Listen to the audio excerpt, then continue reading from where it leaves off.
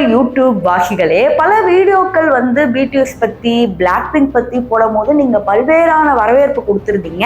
கொஞ்சம் அப்பப்ப had comments வந்தாலும் பரவாயில்ல, நான் அதை நிறுத்துற மாதிரி இல்லை. இன்னைக்கு வந்து ஒரு நியூஸ் எடுத்துட்டு வந்திருக்கேன். ஆக்சுவலி இன்ஸ்டாகிராம்ல பயங்கரமா இந்த ஒரு விஷயம் ட்ரெண்ட் ஆயிட்டு இருக்கு. ஒரு இந்தியன் ஆங்கர் வந்து ஃபாரின், அதாவது ஹாங்காங்ல இருக்க ஒரு சைனீஸ் ரேப்பரை பயங்கரமா அன்கம்ஃபர்டபிள் ஆக்கி இருக்கிறாங்க.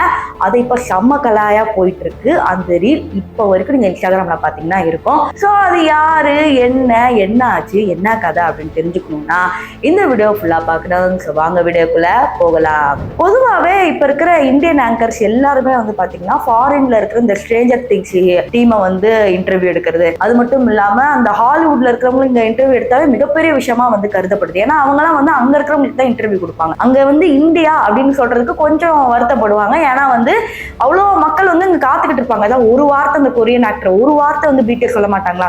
அந்த நாட்டு பாடு ஜங்குக்கோட இதெல்லாம் வரும்போது பயங்கரமா எல்லாரும் குஷி ஆயிட்டாங்க. ஸோ அந்த அளவுக்கு கிரேஸ் வந்து பயங்கரமா இருக்காங்க.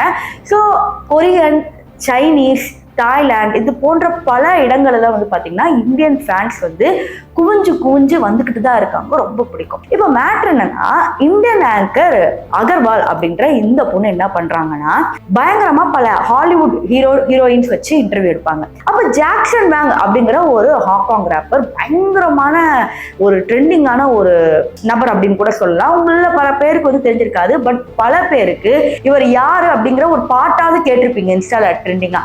ஸோ இவர் தான் அது.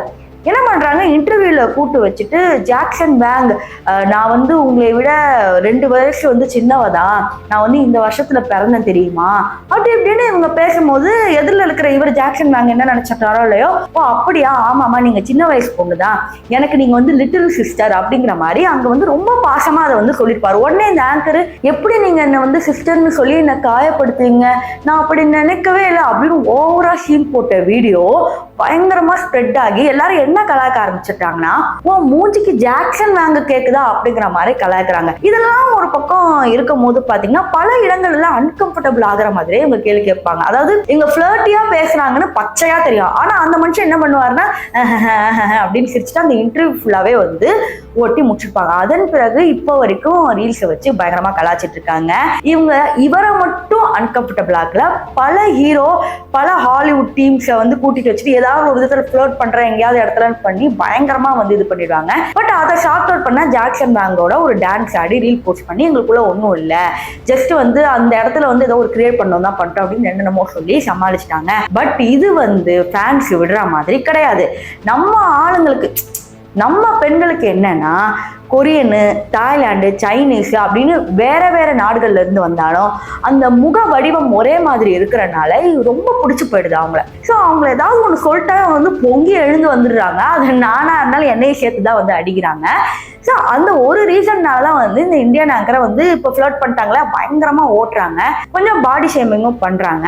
ஆனா எனக்கு என்ன கொஞ்சம் வருத்தமா இருந்துச்சுன்னா, இப்போ யாரா இருந்தாலும் நமக்கு ஒரு க்ரஷ்னு முன்னாடி உட்காரும் போது டக்குன்னு வந்து தங்கச்சின்னு சொன்னா ஒரு வருத்தத்தை வந்து தெரிவிப்போம். அதுல அசிங்கமா இருக்கிறவங்க சொன்னா என்ன, அழகா இருக்கவங்க தான் இதை வந்து சொல்லணும் அப்படிங்கிற மாதிரி இவங்க மீம்ஸ் போடுறது வந்து எனக்கு கொஞ்சம் வருத்தமா இருந்துச்சு ஆஸ் ஆங்கரா. பட் ஸ்டில் வந்து மீம் போட்டு பயங்கரமா கலாச்சிட்டு தான் இருக்காங்க. இது போன்ற பல விஷயங்கள் வந்து இன்னும் நிறைய இருக்கு. பிடிஎஸ் கூட எடுக்க போற அப்படின்னு ஒத்த காலில் இந்த பொண்ணு வந்து நிக்குது. கூட சீக்கிரம் பிளாக் பிங்கை எடுப்பாங்க அப்படிங்கிற மாதிரி சொல்றாங்க. ஏன்னா குளோபல் டூர் போகும்போது நிறைய இடங்களை கவர் பண்றாங்க எக்ஸப்ட் இந்தியா. ஏன்னா இந்தியால கூட்டங்கள் வந்து தெரியும் என்ன கதை நடக்கும்னு நான் என் வாயில சொல்லி அதை பழிக்க வேண்டாம்.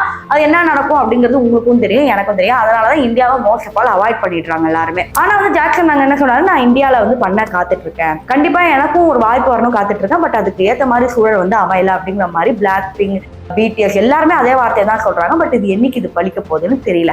ஸோ இந்த வீடியோ பத்தி உங்களுக்கு பெருசா தெரிஞ்சிருக்காது இந்த ரீச் ஆனது. பட் இது போன்ற பல குளோபல் நியூஸோட உங்களை நான் அப்பப்போ வந்து சந்திப்பேன். அதுக்கு நீங்க எங்க சேனலை சப்ஸ்கிரைப் பண்ணிட்டு அந்த நோட்டிபிகேஷன் பில்லை நீங்க கிளிக் பண்ணா மட்டும்தான் அடிக்கடி நான் கொரியன் நியூஸ் அந்த நியூஸ் எங்கெங்க இருந்தோ எடுத்துட்டு வருவேன். நீங்களும் வந்து இது இன்ட்ரெஸ்டிங்காகவும் ரொம்ப ஆர்வமாகவும் பார்க்கலாம் அப்படிங்கிறத தெரிவிச்சுக்கிறேன்.